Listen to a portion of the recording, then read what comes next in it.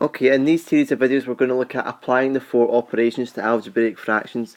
That means that we can add, subtract, multiply and divide fractions that include algebraic terms. In this video we're just going to focus on adding and subtracting, and then in the second video we're going to focus on multiplying and dividing.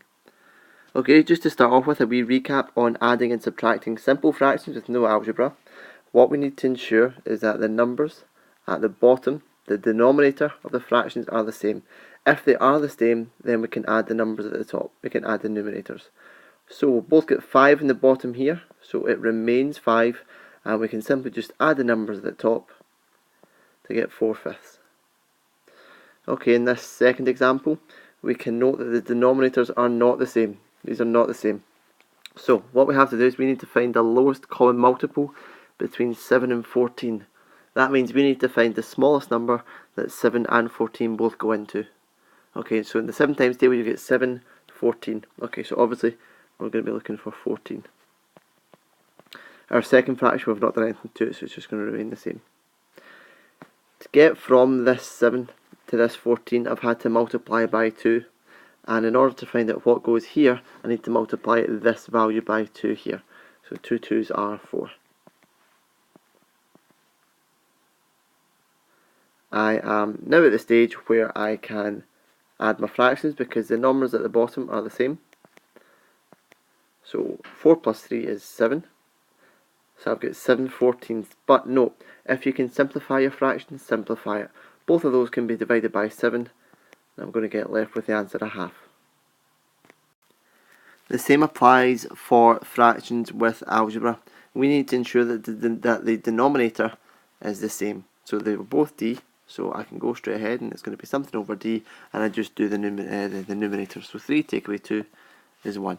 Okay, we always need to ensure when we're adding and subtracting that the denominators are the same. Okay, in this example we can note that the denominators are not the same. This is c, this is d. I need them to be both the same. And now we've got algebra involved, so it's going to be just slightly more complex. We need to think about what is the lowest thing that both c and d go into. See, when it's a situation where we've just got 2 single letters, the smallest thing that they're both going to go into is when you combine those 2 letters together. So it's going to be CD.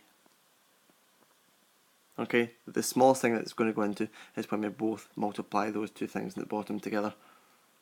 Okay, so C, to get from this C to CD, what I've had to do is I've needed to multiply the top by D, and I've had to multiply the bottom by D. At this side, to get from D to CD, I've had to multiply the top by C and the bottom by C.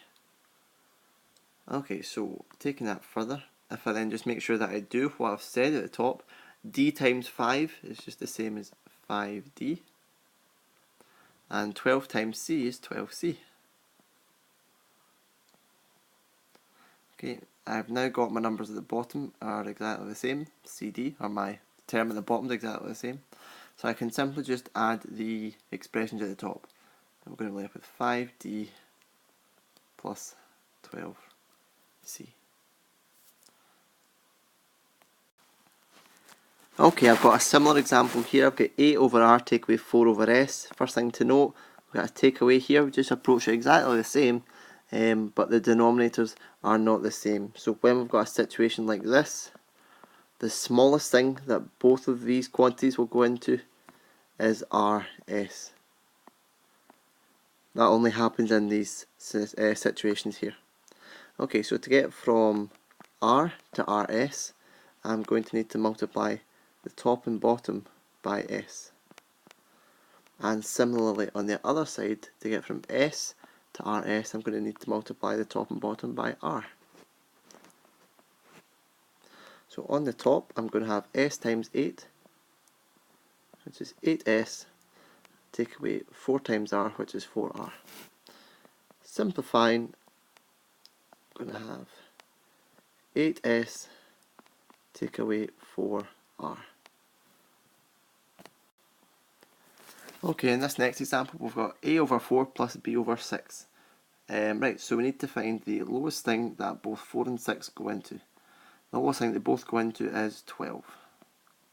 So to get from 4 to 12, I need to times by 3. So if I times the top by 3, I'm going to get 3a. To get from 6 to 12, I need to times by 2. So to get what I find out here, I need to times the top by 2. That's going to be plus 2b. And simplifying that, I'm going to have 3a plus 2b. Okay, in this next example it's just a wee bit more different again because we've got a g and now a g squared on the bottom, and we're going to need to find the lowest thing that g and g squared both go into. Okay, so if we consider multiples of g, I could have g, g squared, g cubed. Okay, so I can get a g squared. I'm going to have g squared here. I'm just going to leave this second one as it was. Okay, so to get from g to g squared, I would need to multiply both the top and bottom by g. Okay, after doing that, in the top I'm going to have 5g, and then I can simplify my fraction over g squared. It's going to be 5g take away 2. Okay, in this last example of looking at adding and subtracting algebraic fractions, we've probably got to the most complex of these so far. So, we first have to look at the numbers, or the terms at the bottom, the denominators. 7s squared and 2s, these are obviously not the same. So we need to find the lowest thing that both 7s squared and 2s both go into. Your strategy for doing this is I would take out the numbers first, so just look solely at the numbers.